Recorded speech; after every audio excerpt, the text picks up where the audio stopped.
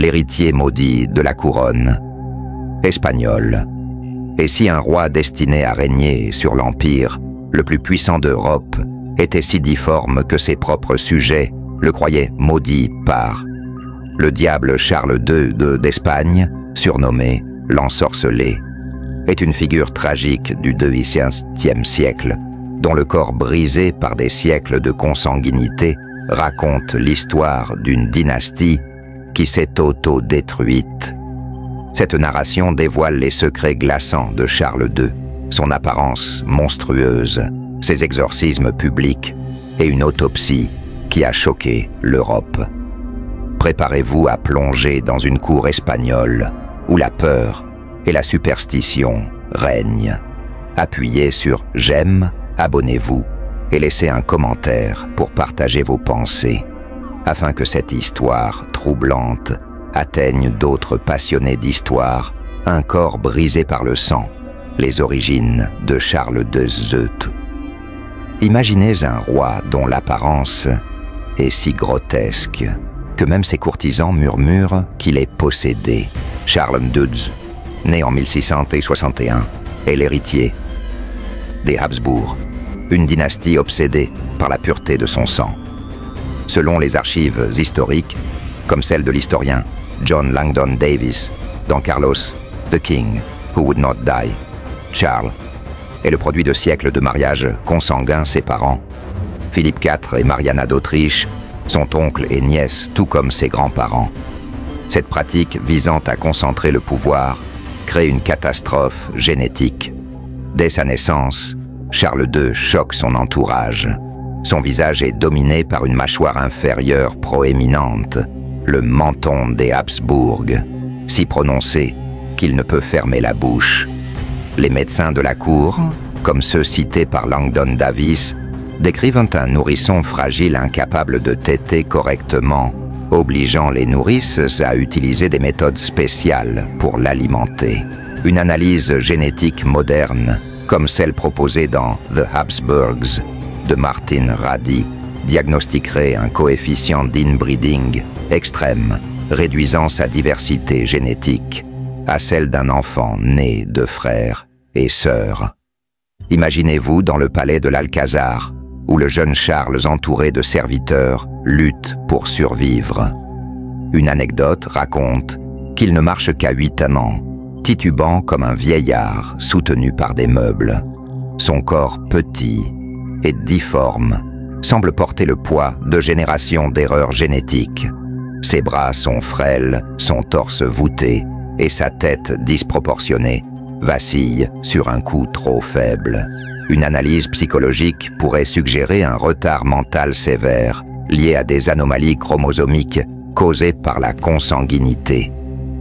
Ce qui rend cette période si tragique, c'est l'ironie cruelle. Les Habsbourg, en cherchant à préserver leur pouvoir, ont créé un roi incapable de régner. Les courtisans terrifiés par son apparence murmurent des histoires de malédiction. Pour les diplomates étrangers, Charles est une énigme, un roi dont chaque respiration semble un miracle. Les récits de l'époque, comme ceux de l'ambassadeur français Saint-Maurice, décrivent des banquets où Charles, incapable de mâcher, mange des purées humiliantes, son menton dégoulinant de salive. Pour le peuple espagnol, Charles est à la fois un roi sacré et une figure effrayante. Les rumeurs de possession démoniaque commencent à circuler, alimentées par son apparence et ses crises. Si cette enfance tragique vous bouleverse, attendez de découvrir comment la cour a tenté de cacher l'état de Charles II, transformant un roi en spectacle grotesque. Une cour dans l'ombre, la vie quotidienne de Charles II. Si l'enfance tragique de Charles II vous a bouleversé, attendez de découvrir comment sa vie quotidienne à la cour espagnole est devenue un spectacle d'humiliation et de dissimulation, où un roi difforme luttait pour incarner la majesté d'un empire. Dans les années 1670, alors que Charles II grandit, la cour de l'Alcazar s'efforce de cacher ses difformités physiques et mentales, transformant chaque apparition publique en une mascarade soigneusement orchestrée. Cette deuxième partie explore les rituels humiliants de sa vie, les efforts désespérés de la cour pour maintenir l'illusion d'un roi puissant et les premières rumeurs de malédiction qui secouent l'Espagne. Préparez-vous à plonger dans un monde où la grandeur royale dissimule une tragédie humaine. Si cette histoire vous captive, appuyez sur « J'aime », abonnez-vous et laissez un commentaire pour partager vos pensées. Dans les années 1170, Charles II, adolescent, est un roi en titre, mais un prisonnier de son propre corps. Selon les archives historiques, comme celle de John Langdon Davis dans Carlos the King Who Would Not Die, sa mâchoire proéminente, héritée de générations de consanguinité, rend chaque repas un calvaire. Les cuisines royales préparent des purées liquides, car Charles ne peut mâcher. Une anecdote raconte qu'un serviteur, chargé de nettoyer le menton du roi, après chaque repas, décrit la honte de voir un monarque réduit à baver comme un nourrisson. Une analyse génétique moderne comme celle de Martin Rady dans The Habsburgs attribue ces problèmes à une inbreeding sévère causant des anomalies crânio-faciales et une faiblesse musculaire. Imaginez-vous dans la salle des banquets de l'Alcazar, où les courtisans détournent les yeux, pendant que Charles, à peine capable de parler, tente de présider. Sa parole brouillée par sa mâchoire déformée est presque inintelligible. Les diplomates étrangers, comme l'ambassadeur vénitien, Francesco Morosini, rapportent qu'ils ont besoin d'interprètes pour comprendre ces murmures humides. Une analyse psychologique pourrait suggérer un trouble développemental lié à la consanguinité où Charles, intellectuellement limité, vit dans un monde de confusion et de frustration. Les rapports de la cour mentionnent des crises où il hurle ou s'effondre en pleurs, incapable de gérer les attentes royales. Ce qui rend cette période si poignante, c'est l'effort de la cour pour masquer la réalité. Les peintres officiels, comme Juan Carreño de Miranda, reçoivent l'ordre de flatter Charles dans leur portrait, lui donnant une mâchoire moins prononcée et une posture digne. Mais la vérité éclate lors des apparitions publiques. Charles titube, soutenu par des serviteurs, son corps voûté et ses membres frêles, trahissant sa faiblesse. Une anecdote raconte qu'un ambassadeur français, voyant Charles pour la première fois, écrit à Louis XIV que le roi d'Espagne semble plus mort que vif. Pour la reine-mère Mariana d'Autriche, Charles est une source d'angoisse. Les archives révèlent des lettres où elle exprime sa peur qu'il ne survive pas, décrivant son incapacité à marcher sans aide ou à rester éveillé lors des conseils royaux. Les courtisans, divisés entre pitié et effroi, commencent à murmurer qu'il est ensorcelé, une croyance alimentée par la superstition de l'époque. Une analyse moderne pourrait lier ces rumeurs à une tentative de rationaliser l'inexplicable. Comment un roi, symbole de puissance divine, peut-il être si brisé? Un roi sans héritier, les mariages désespérés de Charles d'Anjou. Si la vie quotidienne humiliante de Charles II vous a troublé, attendez de découvrir comment ces mariages censés assurer la survie de la dynastie des Habsbourg se sont transformés en un cauchemar de désespoir et de honte.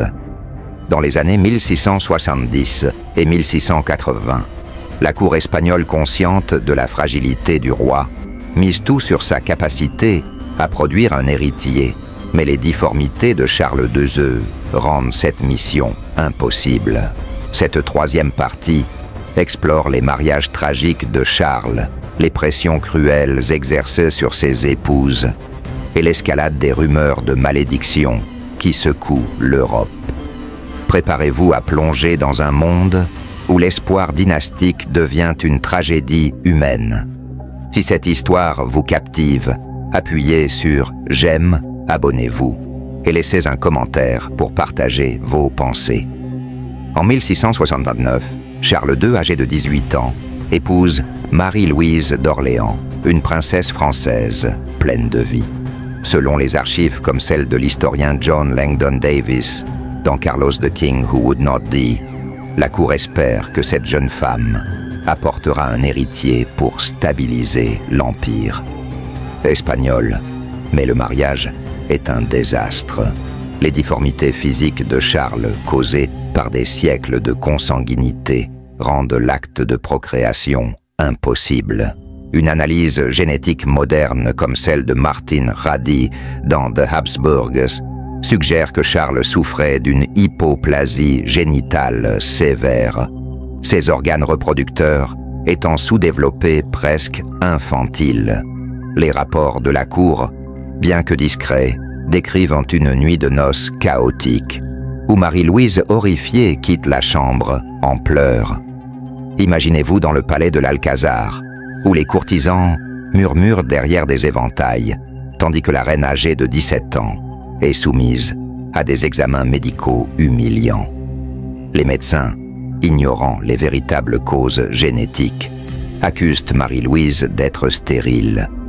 Elle endure des traitements, absurdes potions, à base d'herbes amères saignées, et même des amulettes supposées stimuler la fertilité. Une anecdote raconte qu'un médecin lui ordonne de boire du sang de taureau pour réchauffer son utérus, une pratique qui la rend malade. Une analyse psychologique pourrait décrire son état comme un trauma profond, aggravé par la pression d'une cour désespérée et les regards accusateurs des nobles. Ce qui rend cette période si tragique, c'est la cruauté infligée à Marie-Louise.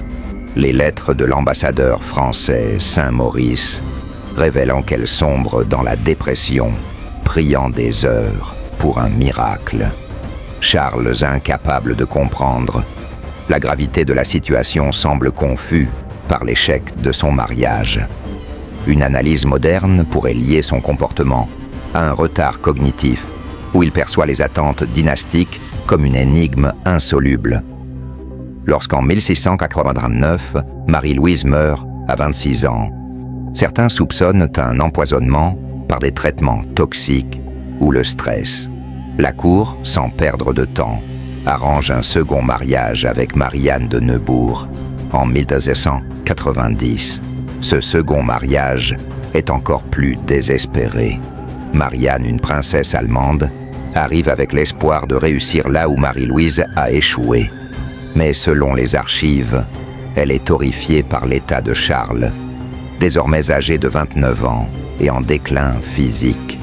Ces lettres privées citées par Langdon Davies décrivent un roi à peine humain, incapable de marcher sans aide ou de parler clairement.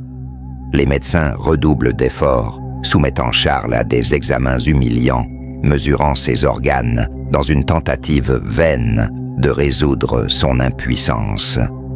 Une anecdote raconte qu'un charlatan propose un élixir à base de cornes de rhinocéros sans succès. Pour l'Europe, l'absence d'héritier devient une crise géopolitique. Les archives diplomatiques montrent que la France, l'Autriche et l'Angleterre préparent déjà la guerre de succession d'Espagne, anticipant la mort de Charles sans descendance. Les rumeurs de malédiction s'intensifient, certains accusant des sorcières d'avoir ensorcelé le roi. Une analyse moderne pourrait voir dans ces accusations une tentative de détourner la faute des Habsbourg, dont les mariages consanguins sont la véritable cause. Si ce drame conjugal vous choque, attendez de découvrir comment la cour a recours à des exorcismes pour sauver Charles II. Exorcismes royaux, la cour, face à l'ensorcelé. Si les mariages désespérés de Charles II vous ont bouleversé, attendez de découvrir comment la cour espagnole, incapable d'expliquer ses difformités et son impuissance, s'est tournée vers le surnaturel, transformant le palais de l'Alcazar en théâtre d'exorcismes terrifiants. Dans les années 1690, Alors que l'état de Charles II se détériore, les prêtres et les courtisans, concluant qu'il est possédé par des démons. Cette quatrième partie explore les rituels macabres auxquels le roi est soumis, les croyances superstitieuses qui envahissent la cour et les tensions croissantes dans une Europe au bord de la guerre. Préparez-vous à plonger dans un monde où la foi et la peur se mêlent en un spectacle d'horreur. Si cette histoire vous captive, appuyez sur « J'aime », abonnez-vous et laissez un commentaire pour partager vos pensées. Dans les années 1690, Charles II, désormais dans la trentaine, est une ombre de roi. Selon les archives historiques, comme celle de John Langdon Davies dans Carlos the King Who Would Not Die, son corps s'effondre, il titube, ses cheveux en plaques et souffre de crises convulsives. Les médecins, incapables de comprendre ces mots, cèdent la place aux prêtres. Le père Froilan Dias, exorciste en chef de la cour, déclare que Charles est victime d'un ensorcellement. Une analyse moderne, comme celle de Martin Radi dans The Habsburgs, attribue ces symptômes à des troubles génétiques graves, comme l'hydrocéphalie ou des anomalies métaboliques causées par la consanguinité extrême des Habsbourg. Imaginez-vous dans la salle du trône de l'Alcazar, où des nobles terrifiés mais fascinés assistent à des exorcismes publics. Une anecdote rapportée par l'ambassadeur vénitien Francesco Morosini décrit Charles gémissant sur le sol, tandis que le père Dias hurle des incantations latines, brandissant des crucifix. Les prêtres forcent Charles à boire de l'eau bénite, mélangée à des fragments de reliques, ce qui le rend violemment malade. Une analyse médicale moderne pourrait suggérer que ces mixtures, souvent contaminées, aggravent son état, provoquant des vomissements et des convulsions interprétées comme des démons fuyant son corps. Ce qui rend ces rituels si troublants, c'est leur théâtralité. Les exorcismes, loin d'être privés, sont des spectacles publics avec des courtisans et des diplomates comme témoins. Selon les archives, Diaz affirme avoir identifié 47 démons dans le corps de Charles, chacun responsable d'un symptôme, sa mâchoire difforme, son impuissance, ses crises. Une anecdote raconte qu'un exorcisme de 1698 dure 8 heures, laissant Charles si épuisé qu'il s'effondre, incapable de parler pendant des jours. Une analyse psychologique pourrait voir dans la suggestibilité de Charles, due à son retard mental, une raison pour laquelle il croit parfois que les exorcismes soulagent sa douleur. Pour la cour, ces rituels sont une tentative désespérée de sauver l'image de la monarchie. La reine, Marie-Anne de Neubourg, humiliée par l'échec du mariage, soutient les exorcismes espérant un miracle. Les archives révèlent qu'elle ordonne la purification du palais brûlant meubles et objets personnels, suspectés de porter une malédiction. Une analyse moderne pourrait interpréter ces actes comme une projection de la culpabilité des Habsbourg, qui refusent d'admettre que leurs mariages consanguins sont la cause des malheurs de Charles. Pour l'Europe, l'état de Charles devient une crise. Les rapports diplomatiques, comme ceux de l'ambassadeur français, décrivent un roi à peine capable de régner, tandis que les puissances étrangères préparent la guerre de succession. Les rumeurs de sorcellerie s'amplifient, certains accusant Marie-Anne d'avoir ensorcelé Charles pour contrôler le trône. Pour le peuple espagnol, les exorcismes publics renforcent la peur. Leur roi symbole divin semble maudit. Si ces rituels vous glacent le sang, attendez de découvrir comment l'autopsie de Charles II a révélé une vérité encore plus terrifiante que les démons imaginaires. Un corps en ruine, l'autopsie de Charles Dewis II. Si les exorcismes terrifiants de Charles II vous ont choqué, attendez de découvrir comment son autopsie en 1600 a révélé une vérité si monstrueuse qu'elle semblait confirmer toutes les peurs surnaturelles de la cour espagnole. Lorsque Charles II, dernier roi Habsbourg d'Espagne, s'éteint à 38 ans. Les médecins royaux entreprennent une dissection qui dévoile un corps si dévasté qu'il défie l'imagination. Cette 5e partie explore les détails macabres de l'autopsie, les réactions horrifiées de l'Europe et la manière dont cette découverte scelle la fin tragique d'une dynastie. Préparez-vous à plonger dans un monde où la science rencontre l'horreur médiévale. Si cette histoire vous captive, appuyez sur « J'aime », abonnez-vous et laissez un commentaire pour partager vos pensées. Le 1er novembre 1600, Charles II meurt dans son lit à l'Alcazar de Madrid. Selon les archives historiques, comme celle de John Langdon Davis dans Carlos the King Who Would Not Die, son décès est attendu, mais l'autopsie qui suit choque même les médecins les plus endurcis. Le docteur Geronimo de la Fuente, Pierola, chargé de l'examen, rédige un rapport si troublant qu'il est initialement censuré. Une analyse génétique moderne, comme celle de Martin Radi dans The Habsburgs, attribue l'état de Charles à une consanguinité extrême, provoquant des mutations génétiques dévastatrices, incluant une hydrocéphalie et des dysfonctionnements organiques multiples. Imaginez-vous dans une salle froide de l'Alcazar, où les médecins entourés de chandelles vacillantes ouvrent le corps du roi.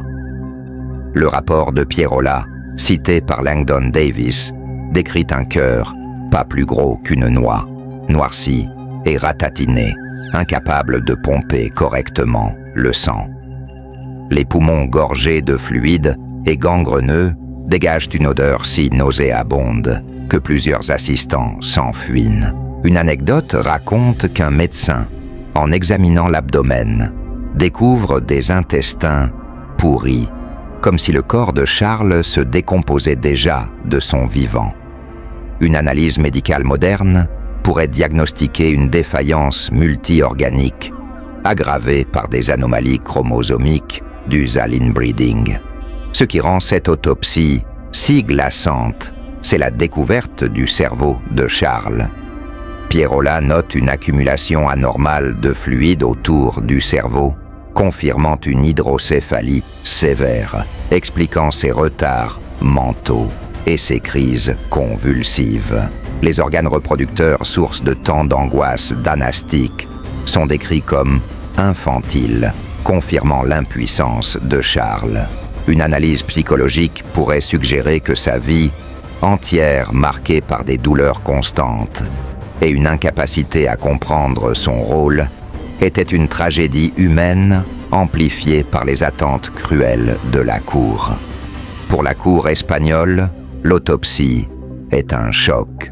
Les prêtres, qui avaient prêché la possession démoniaque, interprètent ces découvertes comme une preuve de malédiction, tandis que les médecins murmurent que Charles était un miracle vivant, ayant survécu si longtemps avec un corps aussi défaillant. Une anecdote rapporte qu'un courtisan, lisant le rapport, s'évanouit incapable de concevoir qu'un roi ait pu vivre dans un tel état. Pour le peuple espagnol, les rumeurs de l'autopsie alimentent la terreur. Leur roi était-il vraiment ensorcelé ou victime d'une force plus sinistre encore? Pour l'Europe, la mort de Charles sans héritier déclenche une crise. Les archives diplomatiques, comme celle de l'ambassadeur français, montrent que la France et l'Autriche se préparent à la guerre de succession d'Espagne, un conflit qui coûtera des milliers de vies. Une analyse moderne pourrait voir dans cette autopsie une confirmation brutale des dangers de la consanguinité, un avertissement ignoré par les Habsbourg. Si ces révélations vous glacent le sang, attendez de découvrir comment la mort de Charles II a plongé l'Europe dans un chaos sanglant. Le chaos d'une dynastie, la guerre de succession et la fin des Habsbourg. Si l'autopsie terrifiante de Charles II vous a secoué, attendez de découvrir comment sa mort sans héritier en 1700 a plongé l'Europe dans un conflit sanglant marquant la fin tragique de la dynastie des Habsbourg en Espagne. La disparition de Charles II, dernier roi d'une lignée rongée par la consanguinité, déclenche la guerre de succession d'Espagne, un cataclysme géopolitique qui redessine les frontières européennes. Cette 6e partie explore les conséquences de son décès, les luttes de pouvoir qui enflamment l'Europe et les dernières années d'un roi brisé par son propre sang. Préparez-vous à plonger dans un monde où la chute d'un homme entraîne la ruine d'un empire. Si cette histoire vous captive, appuyez sur j'aime, abonnez-vous et laissez un commentaire pour partager vos pensées. Dans les années précédant sa mort, Charles II, âgé d'une trentaine d'années, est une ombre vacillante sur le trône. Selon les archives historiques, comme celle de John Langdon Davies, dans Carlos the King Who Would Not Die, il souffre de crises convulsives fréquentes de perte de conscience et d'une faiblesse physique si extrême qu'il passe des journées entières alité. Une analyse génétique moderne, comme celle de Martin Rady dans The Habsburgs, attribue son déclin à une combinaison de maladies génétiques, incluant des troubles métaboliques et une hydrocéphalie aggravée par des années de mauvais traitements médicaux. Les médecins de la cour, impuissants, continuent d'administrer des remèdes absurdes, comme des sénièbes ou des potions toxiques qui ne font qu'accélérer sa détérioration. Imaginez-vous dans l'Alcazar, en 1699, où Charles, à peine capable de parler, signe des décrets qu'il ne comprend pas. Une anecdote rapportée par l'ambassadeur français décrit un conseil royal où Charles s'effondre, incapable de suivre les discussions, tandis que sa femme Marianne de Neubourg et les courtisans se disputent le contrôle. Une analyse psychologique pourrait suggérer que Charles, avec un intellect d'enfant, vivait dans un état de confusion permanente, manipulé par une cour avide de pouvoir. Les rapports diplomatiques, comme ceux de l'ambassadeur vénitien Francesco Morosini, décrivent un roi plus mort que vif, dont les décisions sont dictées par des factions rivales. Ce qui rend cette période si dramatique, c'est l'imminence de la crise successorale. Sans héritier, le trône d'Espagne, qui contrôle des territoires en Europe, en Afrique et en Amérique, devient un prix convoité. Les archives montrent que la France sous Louis XIV et l'Autriche, dirigée par l'empereur Léopold Ier, revendiquent dans le trône, chacun soutenant un prétendant. Charles, conscient de sa mortalité, rédige un testament en 1700 désignant Philippe d'Anjou, petit-fils de Louis XIV, comme successeur. Une anecdote raconte qu'il signe ce document dans un état de délire, murmurant des prières contre les démons, qui selon lui le tourmentent encore. Lorsque Charles meurt, le 1er novembre 1700, l'Europe explose. La guerre de succession d'Espagne, qui débute en 1701, dure 13 ans et coûte des centaines de milliers de vies. Selon les historiens comme Geoffrey Parker dans The Spanish Road, ce conflit redéfinit l'équilibre des pouvoirs européens, affaiblissant l'Espagne et renforçant la France et l'Angleterre. Pour les Espagnols, la mort de Charles est à la fois un soulagement et une tragédie, le roi symbole de la grandeur. Divine était un homme brisé par les erreurs de sa dynastie. Une analyse moderne pourrait voir dans cette guerre l'aboutissement tragique de l'obsession des Habsbourg pour la consanguinité, qui a non seulement détruit Charles, mais aussi l'empire qu'il représentait. Pour la cour, la mort de Charles marque la fin d'une ère. Les nobles qui avaient orchestré exorcismes et mariages désespérés se retrouvent face à un vide de pouvoir. Les rumeurs de malédiction persistent, certains prêtres affirmant que l'âme de Charles est damnée pour les péchés de ses ancêtres. Pour le peuple, la nouvelle de son autopsie, bien que censurée, se répand, renforçant la croyance en une malédiction surnaturelle. Si ce chaos vous bouleverse, attendez de découvrir comment la légende de Charles II, l'ensorcelé, continue d'échoir dans l'histoire. L'héritage maudit. La légende de Charles II. Si le chaos déclenché par la mort de Charles II vous a bouleversé, attendez de découvrir comment son existence tragique a laissé une empreinte indélébile, transformant un roi brisé en une légende d'horreur et de fascination. Surnommé l'ensorcelé, Charles II devient un symbole des dangers, de l'ambition dynastique, sa vie et sa mort, marquant la fin des Habsbourg espagnols et inspirant des récits qui hantent encore l'imaginaire européen. Cette 7e et dernière partie explore l'évolution de sa légende, son impact sur la perception de la consanguinité et les leçons tirées de sa vie tragique. Préparez-vous à plonger dans un monde où un roi devient une mise en garde contre l'orgueil humain. Si cette histoire vous a secoué, appuyez sur « J'aime », partagez-la et laissez un commentaire pour nous dire ce qui vous a le plus choqué. Abonnez-vous pour découvrir d'autres récits historiques aussi troublants. Après la mort de Charles II en 1700, l'Espagne et l'Europe tentent de comprendre la tragédie d'un roi dont le corps semblait défier les lois de la nature. Selon les archives comme celle de John Langdon Davies, dans Carlos the King Who Would Not Die, les récits de son autopsie, bien que censurés, se répandent à travers les cours européennes, alimentant des histoires de malédiction.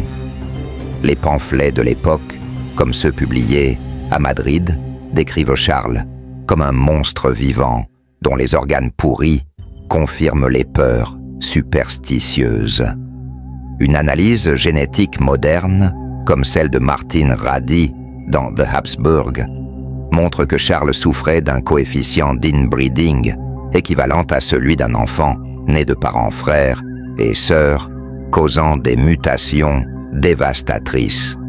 Imaginez-vous dans une taverne espagnole du XVIIIe siècle où des conteurs narrent l'histoire de l'ensorcelé, un roi dont le corps était si difforme qu'il semblait posséder. Ces récits, mêlant vérité et exagération, captivent les auditeurs, transformant Charles en une figure quasi mythique.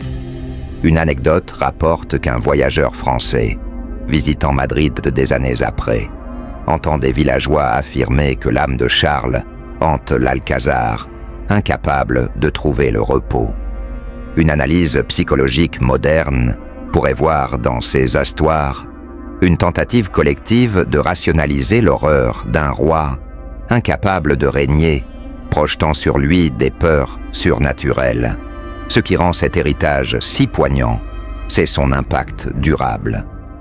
La guerre de succession d'Espagne, déclenchée par la mort, sans héritier, de Charles, redessine l'Europe, affaiblissant l'Espagne et renforçant la France et l'Angleterre.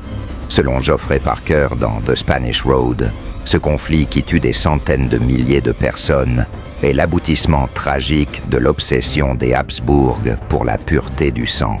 Pour les Espagnols, Charles devient un symbole de déclin. L'empire jadis le plus puissant du monde s'effondre sous le poids de ses propres erreurs. Une analyse moderne pourrait lier cette tragédie à une leçon sur les dangers de l'endogamie, une pratique que les généticiens modernes condamnent pour ses conséquences dévastatrices. Dans la culture populaire, Charles II reste une figure obscure, mais influente. Les récits de son apparence et de ses exorcismes inspirent des œuvres littéraires et des histoires d'horreur, bien que son nom soit moins connu que celui de figures comme Dracula. Une anecdote raconte que des peintres du XIXe siècle, fascinés par son histoire, créent des portraits imaginaires de Charles, le dépeignant comme un spectre royal. Pour les généalogistes et les scientifiques, son cas devient une étude de référence. Des articles comme ceux publiés dans Nature Genetics analysent son ADN post-mortem, confirmant des anomalies chromosomiques rares. Pour les Espagnols d'aujourd'hui, Charles II est une note de bas de page tragique, un rappel des excès d'une dynastie jadis glorieuse. Les touristes visitant l'Alcazar de Madrid entendent encore des guides évoquer l'ensorcelé, mêlant faits et légendes. Une analyse contemporaine pourrait voir en Charles un symbole universel, l'orgueil humain, en cherchant à contrôler la nature, peut engendrer des monstres. Sa vie marquée par la souffrance et l'humiliation pose une question troublante. Qui est le véritable monstre, le roi difforme, ou la dynastie qui l'a créé? Si cette légende vous a bouleversé, partagez-la avec ceux qui aiment explorer les recoins sombres de l'histoire. Appuyez sur j'aime, laissez un commentaire sur ce qui vous a le plus choqué et abonnez-vous pour découvrir d'autres récits historiques aussi troublants.